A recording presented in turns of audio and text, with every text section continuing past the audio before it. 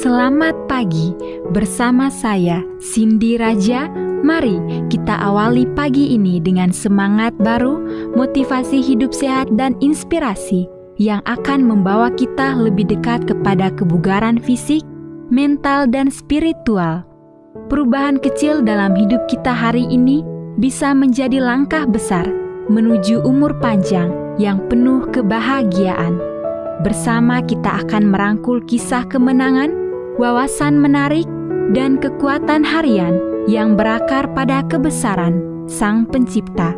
Tetap bersama kami di program Renungan Pagi, di mana setiap kata adalah dorongan untuk hari yang lebih baik. Kita mulai pagi ini dengan syukur dan harapan menuju hidup bugar selamanya. Ditulis oleh Kai Kusma bersama Pendeta Denny Kanajo. Selamat mendengarkan. Shalom, selamat pagi para pendengar yang diberkati oleh Tuhan dimanapun Anda berada saat ini.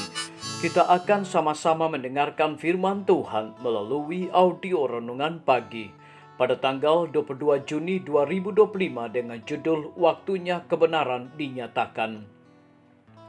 Sebelum kita melanjutkan bacaan renungan kita pada pagi hari ini, kembali saya mengajak semua para pendengar yang setia untuk berdoa bersama-sama.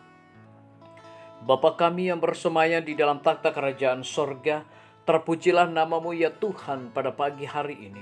Sebelum kami melakukan segala aktivitas pelayan dan pekerjaan kami sangat rindu sejenak untuk merenungkan kebenaran firman Tuhan. Kami sangat butuh kuasa Roh Kudus-Mu. Tuhan curahkan kepada masing-masing kami. Terima kasih Tuhan Yesus. Ampuni kami Bapa, karena kami sudah berdoa hanya di dalam nama Tuhan Yesus, Juru Selamat kami. Amin. Ayat inti kita terambil di dalam Kejadian 2 ayat yang ke-8 hingga ayat yang ke-9. Demikian firman Tuhan. Selanjutnya Tuhan Allah membuat taman di Eden di sebelah timur. Lalu Tuhan Allah menumbuhkan berbagai-bagai pohon dari bumi, serta pohon pengetahuan tentang yang baik dan yang jahat. Mari kita ikuti penjelasannya. Saya rasa ini salah saya sendiri. Saya merasa sedikit stres dan saya berpikir sudah waktunya untuk pemeriksaan kesehatan. Namun saya belum siap untuk panggilan telepon yang saya terima beberapa hari setelahnya. Tingkat kolesterol Anda sebesar 258 mg persen, 6,6 milimol, sangat tinggi, kata perawat itu.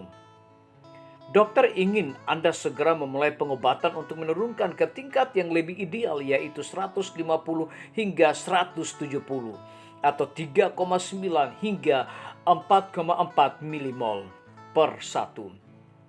Saya berjalan ke apotek untuk mengambil obat saya. Saya pikir olahraga diperlukan untuk menjaga kolesterol tetap bergerak. Saya kemudian mengetahui pemikiran saya salah.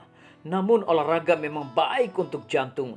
Lalu saya mulai meminum pil dalam jumlah kecil setiap hari tanpa terlewatkan. Namun, momen kebenaran datang ketika saya mengambil brosur perusahaan farmasi.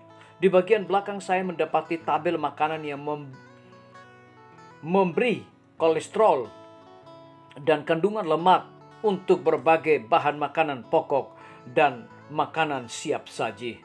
Saat itu bukanlah pertama kalinya saya melihat grafik seperti itu, tetapi kali ini saya melihatnya lebih dekat. Saat itulah sesuatu mengejutkan saya dengan kekuatan sebuah wahyu. Jelas beberapa makanan memang lebih tinggi kolesterol dan lemak dibandingkan yang lain.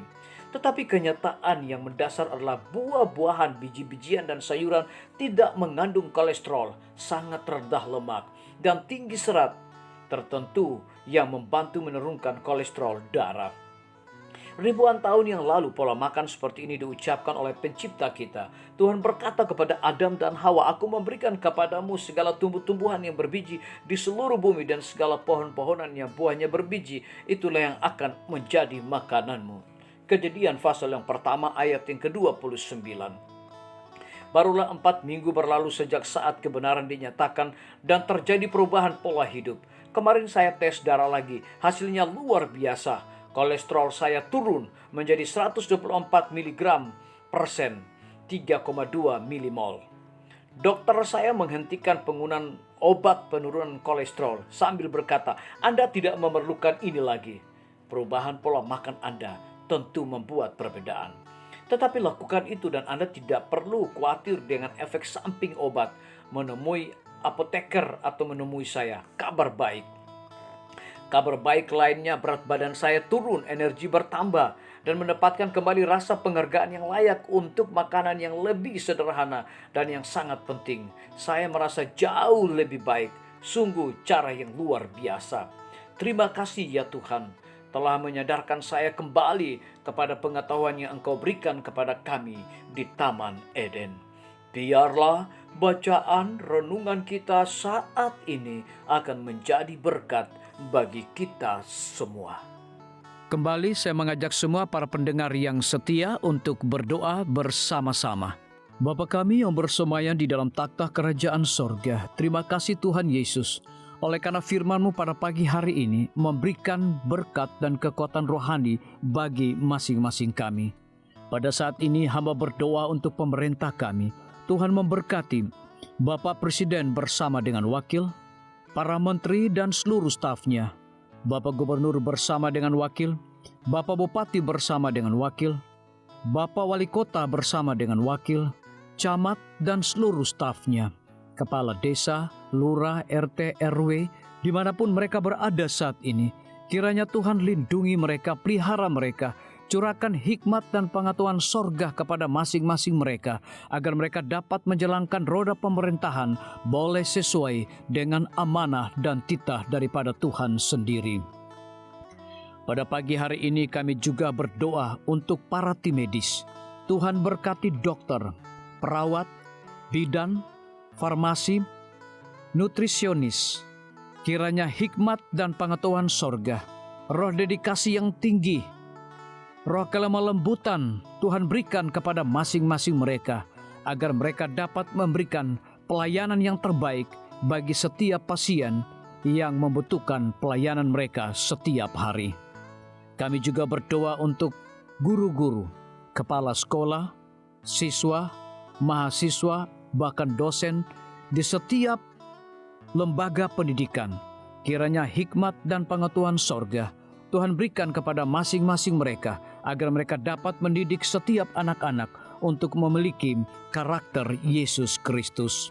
Hamba juga berdoa untuk TNI, Polri, PNS, wira swasta, petani, nelayan, ojek online dimanapun mereka berada.